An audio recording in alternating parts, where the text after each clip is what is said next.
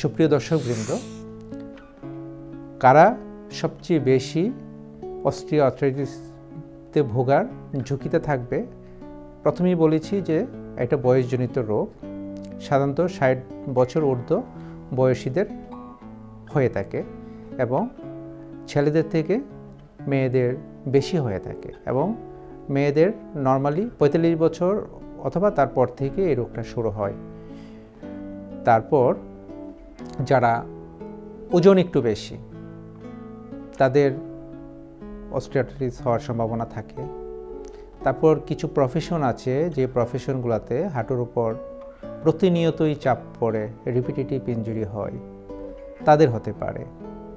তারপর কিছু ডিজিজ আছে যেমন রিউমেটোলজিক্যাল ডিজিজ, রিউমেটয়েড আর্থ্রাইটিস অথবা স্পন্ডাইলোআর্থ্রোপ্যাথি, এই রোগগুলোর কারণে কিন্তু অস্টিওআর্থ্রাইটিস হতে পারে। তারপর কোনো কারণে হাঁটুতে কোনো ইনফেকশন ঢুকেছিল, ওইটার জন্য কিন্তু এই অস্টিওআর্থ্রাইটিস হয়ে যেতে পারে। যেমন সেপটিক আর্থ্রাইটিস তার কখনো কারো হয়েছিল, ওখান থেকে কিন্তু অস্টিওআর্থ্রাইটিস হতে পারে। তারপর আঘাতজনিত কারণে তো হতেই পারে।